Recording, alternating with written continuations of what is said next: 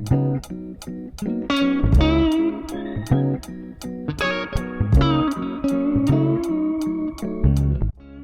Aquarius, and welcome to your December 2024 horoscope.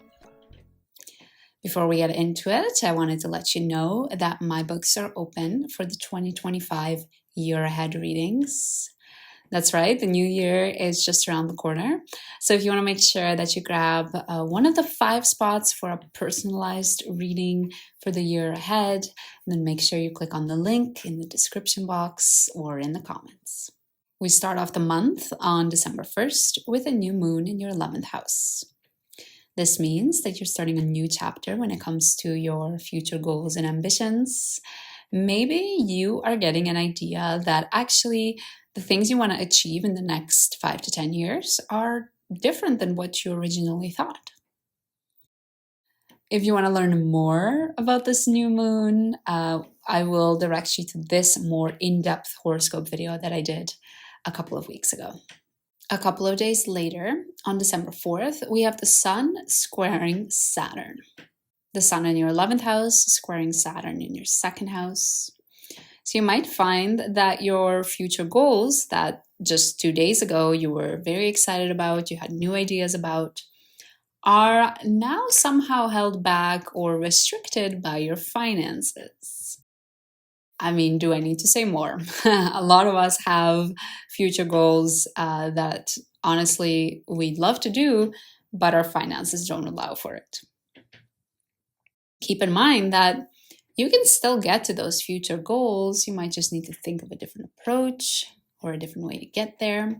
And also keep in mind that this transit is quite fast because the Sun moves quite fast. So this blockage is not something that will continue to be there. A couple of days later, on December 6th to be exact, we have Mars going retrograde. For you Aquarius, Mars is going retrograde in your 7th house. But keep in mind that as it moves backwards, it will eventually enter Cancer or your 6th house. So you will most likely see the themes of both of these houses come up during the retrograde. Mars will be retrograde until February 2025. So you're most likely to feel quite frustrated with your relationships up until then, as well as your day-to-day routine and your health, of course. You might especially feel like there are certain actions that you want to take. Maybe you want to be a better partner, or a new habit or routine you want to establish with your partner. But for one reason or another, things are just not going places. And you have to sort of stop and go. And this honestly can be quite frustrating. Definitely can be frustrating. Do be very patient with yourself, and do remember that this is just for a season. Once Mars goes direct in February, things should feel a little bit better. The next day, on December 7th, Venus enters the sign of Aquarius, and as it does that, it conjuncts Pluto. On this day, we also have the Sun opposing Jupiter.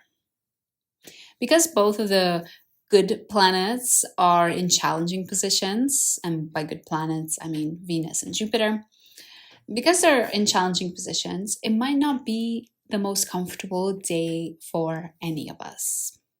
You might feel like your creativity is just not where you want it to be. You feel like you can't express yourself very well. You feel like you're not able to find a lot of pleasure in everyday life because of one reason or another. And as a result, that's really forcing you to sort of reflect, zoom out, and go almost a little bit existential on who am I? How do I identify? What is important to me? How do I want to show up in this world? How do I set boundaries with people and things around me? So there's definitely a sort of effect that draws you within yourself and establishing who you are as an individual. The next day, Neptune goes direct in your second house.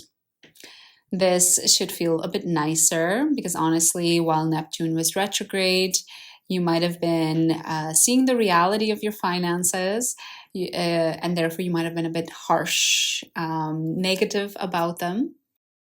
But now that Neptune is direct, you might be able to see them in a lot more loving, compassionate way. And you might also, just in general, feel more excited, in love. Maybe it's weird to say in love with your finances, but just more at peace with your finances. A couple of days later, on December 12th, we have an opposition between Venus and Mars. This is happening in your angular houses, your first and seventh to be exact, Aquarius. So you might especially feel this opposition. For you, we see a tension between these two sides of you, wanting to establish your own boundaries, wanting to stand and be respected and honored as your own person, versus this other part of you that wants to stay in a partnership, be bonded with another person, be part of a pair, and you might feel this pull between these two directions. Finally, we reach the midway point of the month on December 15th, and on that day, we have a full moon in the sign of Gemini. This is happening in your fifth house. So, all of the actions you've been taking when it comes to creativity and self-expression are now manifesting, are now bearing fruit. If you have been acting aligned with your true self, not out of ego, not looking for status, not because it's what others expect of you, then you will reap some nice rewards from it. And then, of course, if you have been acting out of ego, looking for status, trying to just please others, then you will also see some consequences come ahead from that. Keep in mind that closer to December 15th, I will post an in-depth full moon horoscope video. So if you want to make sure you catch that one, then make sure you subscribe. A couple of days later, on December 20th, we have Venus trining Jupiter. Finally, a more positive aspect. This is a trine between your first and fifth house. So we do see that some of that more philosophical, existential questions you had about who are you, what you stand for, you had those at the beginning of the month, if you remember, are now positively reflecting onto your self-expression and creativity. Now, finally, because you did that reflection, you're able to show up in a more authentic way. You're able to enjoy day-to-day life because you're much more aligned on what it is that's important to you. The next day, on December 21st, the sun enters Capricorn, or your 12th house. So if from the 21st onwards, you would like to feel rejuvenated, excited to get out of bed, you will need to spend time and effort on your spirituality. You might find that spending time alone, spending time in spiritual practices, whatever that means for you, feels exciting, rejuvenating. It's something that excites you during these cold months, especially in the Northern Hemisphere. We're almost there. We're almost at the end of December. But first, we have to get through 3 more transits. One of them is the square between Jupiter and Saturn, which is happening on December 24th. This is a square between your second and fifth house, Aquarius.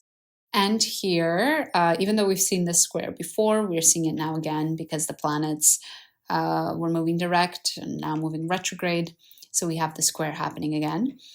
But on the 24th, you might especially be feeling like there's a tension between your finances and all of the pleasures and enjoyments that you want to have in your day-to-day life.